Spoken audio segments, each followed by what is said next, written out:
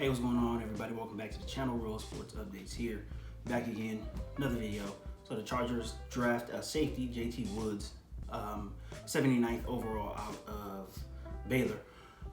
Safety by trade, but I think this pick I think it's a Staley pick, and I think this pick is going, I think it was taken with slot corner in mind.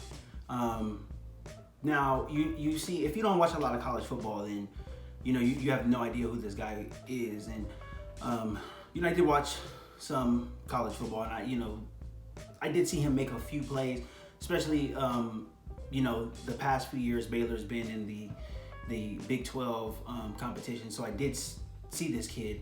The one thing, he's fast. I think he ran 4.35, very, very fast.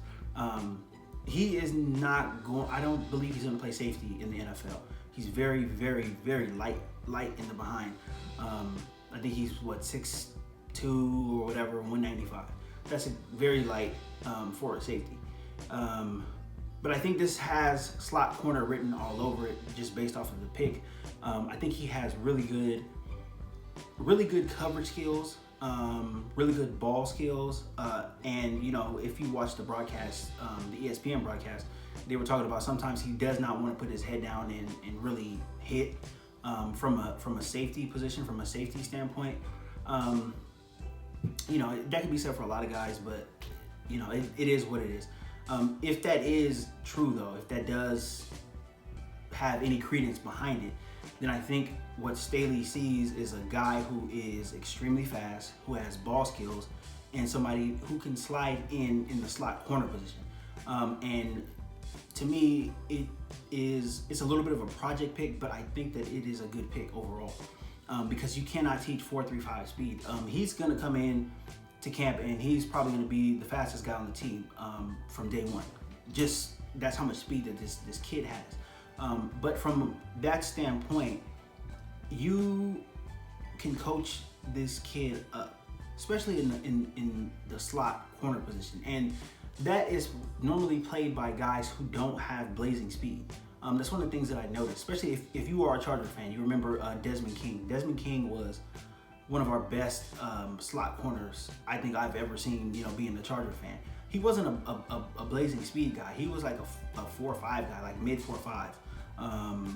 Who was another guy? I think Adrian Phillips was a kind of linebacker slash slot corner. He's not a blazing guy either. He's like 4'6" or whatever. And he kind of does the same thing in the Patriots defense now. He still does. You look at Chris Harris Jr., who's been with us for the past couple of years. He's not, he was never a speed guy. And he's late in his career now, so he's definitely not a speed guy. If you timed him now, he would probably be like 4'8", 4'7", or something like that, around there. And you've seen his lack of speed last season. If you watch any Charger games last season, you've seen some of the downfield passing game that a lot of our opponents had. They kind of attacked the slot a little bit. The Charger linebackers, it's kind of so-so in coverage. But it starts with that slot corner, and it starts with getting a good release from that slot corner. If you're going to throw over the middle consistently, your wide receivers, your tight ends that work in the slot, they have to get good releases to be able to run, free over the middle of the field. And with the kid that has pretty good ball skills and 4.35 speed, you can turn this kid into the best slot corner in the league, right? But obviously, it's going to take a lot of coaching up. It's going to take him being able to learn the defense, and then for him to be able to learn other offenses, tendencies, stuff like that. But 4.3 speed at a slot cornerback position is something that is very enticing to me as a fan, and I know it has to be enticing to Brandon Staley.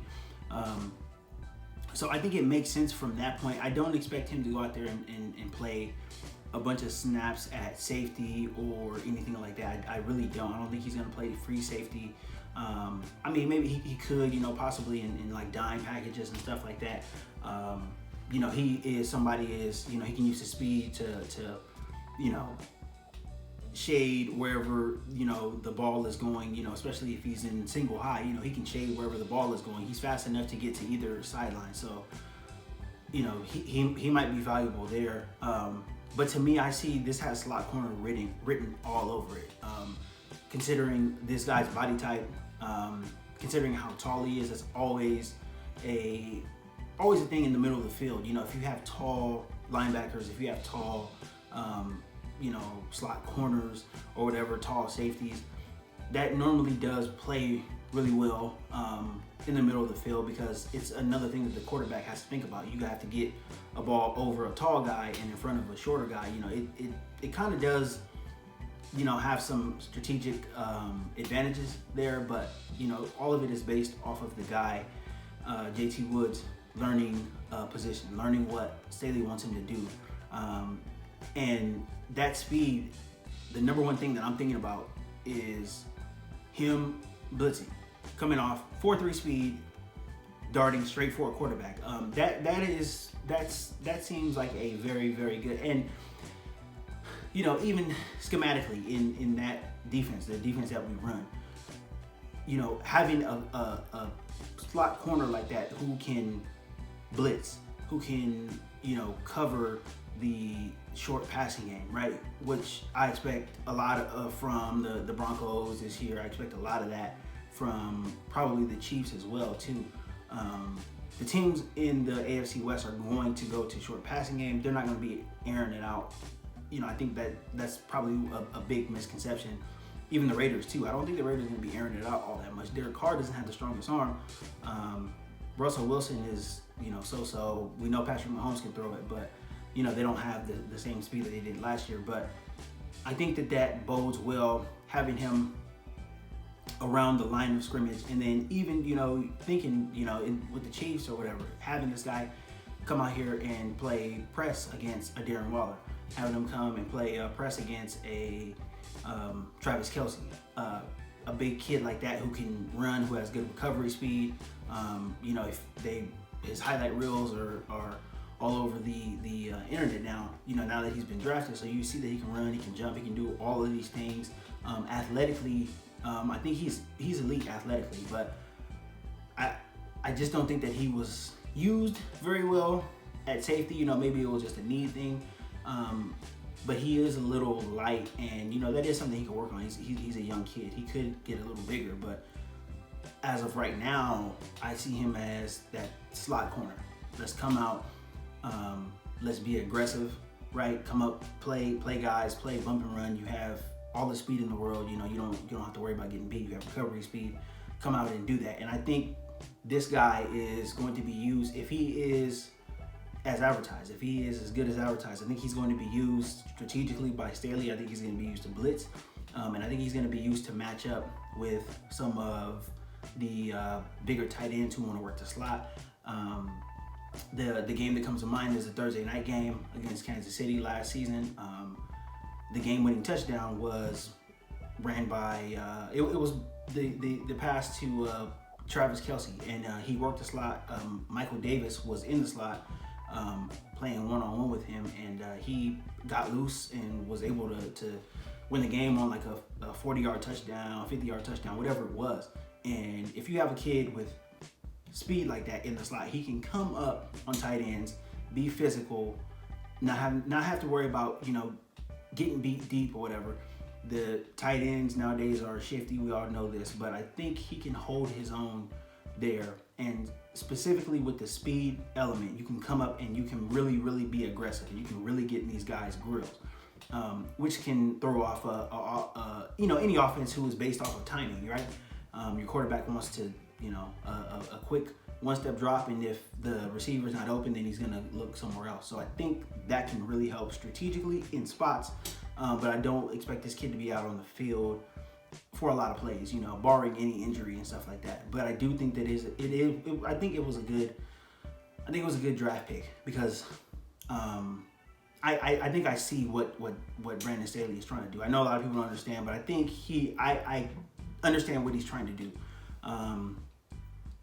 Were there other players out there? Were there, maybe better fits? Yes, possibly. But I think you cannot teach speed, right? So if they seen this guy on tape and they feel like they can coach him up as far as the fundamentals, the basics, especially if he is going to play in the slot, If Staley feels like he can coach him up and give him the tools that he needs to succeed, along with his physical talents athletically, I think it can be a really, really good draft pick.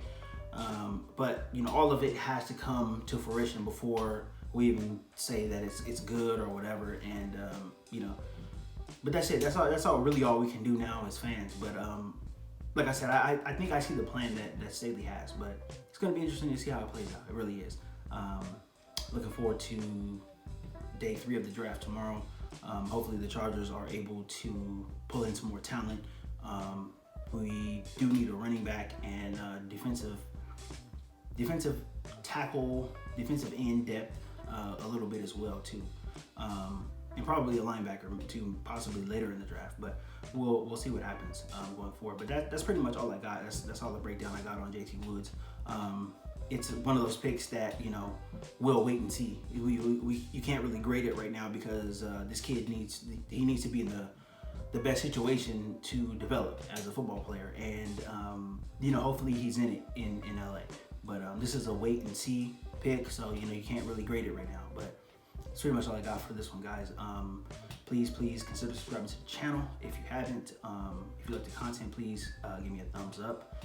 And that's pretty much all I got. Be back tomorrow, day 3 of the draft, and hopefully the Chargers are able to pick up some more good talent. But that's all I got for tonight.